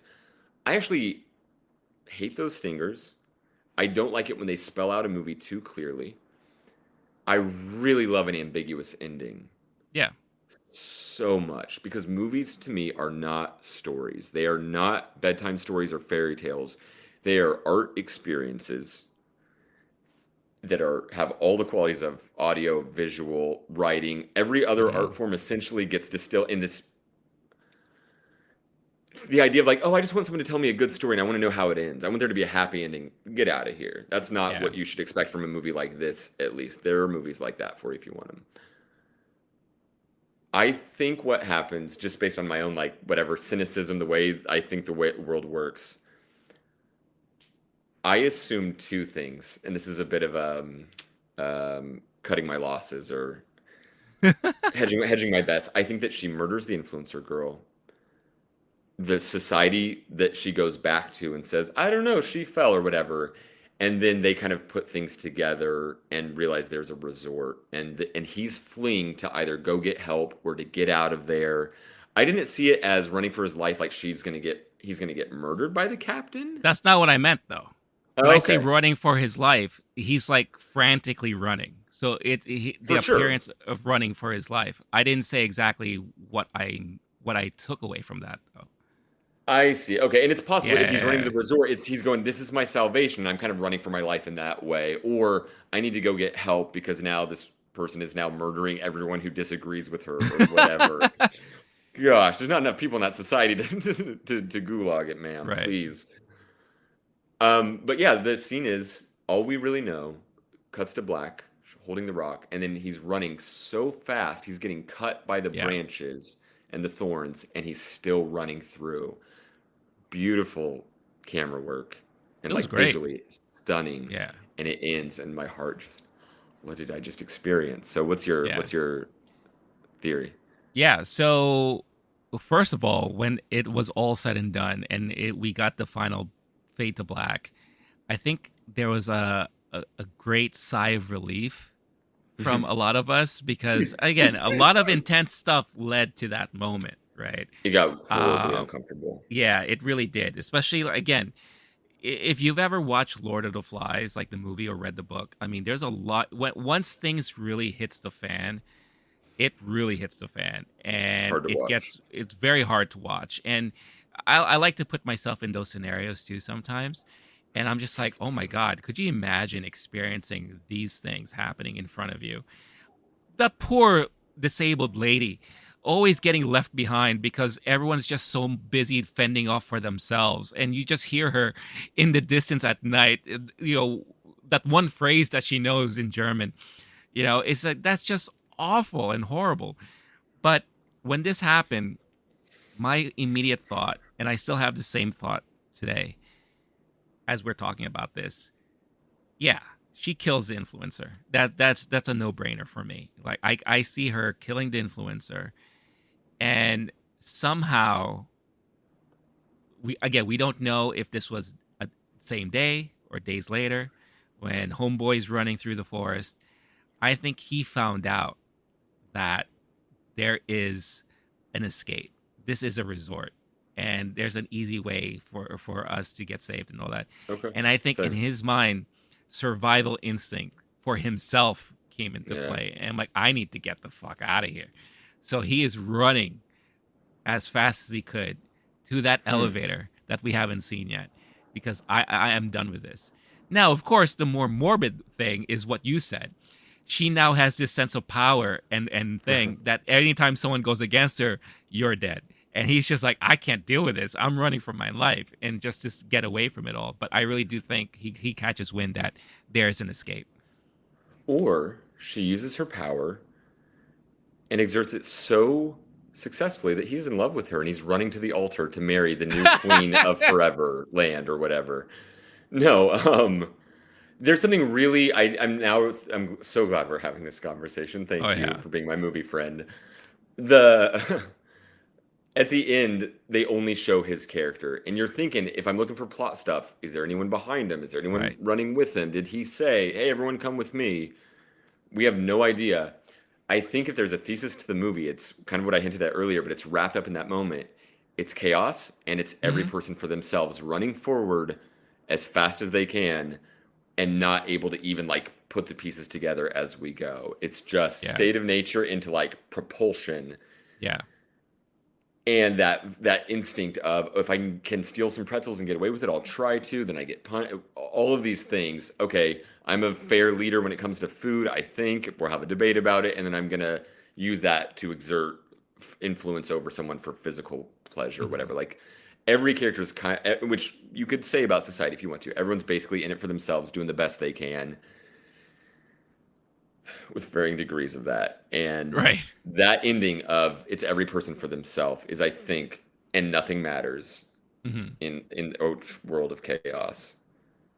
I think there's something there. I think that's what the director is going with. If I'm going to put a thesis on it, I'm going to think about it some more, though. I'm guessing we'll be talking about this one again in awards time. I'm sure. I just have a feeling. Yeah, and I do think a movie like this probably deserves a second watch, because again, you may pick up a lot of things that we may have missed, right? So I'm looking forward to watching this again. But before we close this episode out, and I think we talked brilliantly about this movie, any final last thoughts? Like, how did this movie rank for you? Because we talked already about Amsterdam and how that ranked for you. How was this as a cleanser to that experience? So glad I saw this one second. I'll couch it with 5 stars. That is not just because great directing, acting, story, yada, yada. Those things matter a lot to a movie. To me, the ultimate thing that would determine any score would be how the movie made me feel, what the experience was like watching it. And if a movie makes me feel so intensely, as this movie did, it makes me think in this kind of way, and I know it's artfully crafted, all the categories we always say, cast, director, cinematography, etc. To me, it's a no-brainer. I have to give it 5 stars, but that's because I'm a sucker for a movie giving me an experience and putting me through something. And it is very effective and affecting the audience. I think no matter what, can't imagine someone going away from this being like fully ambivalent. They at least had a few experiences, whether it was like grotesque or anger or whatever. Well done on that. A movie like that, and this is just my own bias, I'm going to love it every time. Thank you so much for making this movie. I'm so glad we got to talk about it. Oh yeah, for sure. Yeah, and I feel exactly the same like you. Like the amount of emotions I felt watching this movie, whether it was, laughter, uneasiness, reevaluating society, like all this kind of stuff. Like the fact that we're having this type of conversation after the movie, and like I said, after my screening, tons of groups were outside discussing the movie. Of course. This is one of plan those on going to the diner afterward. Yeah. Oh yeah. Like I could only imagine if we saw this movie together, we would definitely be going somewhere, grabbing food, and sitting down talking for like maybe several hours about this movie, because it is a conversational movie, you know. And I think that in itself speaks to the brilliance of this movie. And I do highly recommend it to a lot of you out there. This is definitely one of those movies you have to experience and watch, because it may ring, you know, some stuff within a lot of you. And if anything, it's a great look at, albeit a satirical look at society today, especially with what society deems as important and not important, and you know, kind of how we fend for ourselves in this world that we live in right now, right? So again, curious to hear all your thoughts. Let us know in the comments if you've seen this movie. Let us know what you thought about it. Let us know if you agree, disagree with any of the points that we made. If you haven't planned on watching this movie, have we changed your mind maybe? Hopefully that we didn't ruin too much of the movie for you, so that you could still watch it in a refreshing state, because I really do think it is important to go into this movie blindly as possible. But also, there's a lot we left out, and a lot, like, experiencing these things firsthand is very different than hearing people talk about them. Yeah. I imagine a visceral experience from everyone in the audience, good or bad. So definitely, if you haven't, check this one out. Let us know what you think. I'm fascinated to hear people's reactions to this movie. Absolutely. And let us know, if you do end up watching it, what were your theater experiences like? Because I would love to hear all the different types of reactions, because this is a movie that will garner tons of different reactions out there. So definitely let us know. But that concludes our episode of Movie Time this week. Always a pleasure speaking with you, Blake, about movies and the love of movies and all that. Before we close things out, where could people find you online? I'm on the website of letterboxd.com. My screen name is Blake Wolf SSN, where you can see me give Amsterdam a cautious 4 stars and Triangle of Sadness a full-hearted 5 stars. And also look up my list, Depressed Pixie Dream Girls. Yes. Still working on it. Maybe a new title soon. We'll flesh that out. Yeah, I definitely want to help you a little bit with that myself, because that's a fun list there.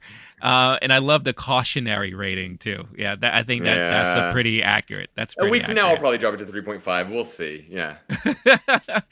But as for myself, LOWKE Geek, you could find me through all the handles that you see on the screen: Twitter, Instagram, of course, here on Facebook. Again, if you're brand new to this channel, like, subscribe, hit the notification bell so you can get notified for all future episodes that are uploaded.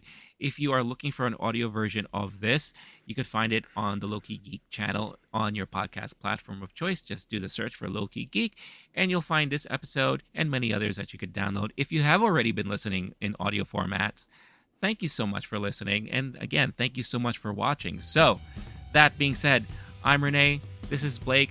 This has been Movie Time. Stay cool, stay classy, stay safe, and we'll catch you all next week. All right, peace out.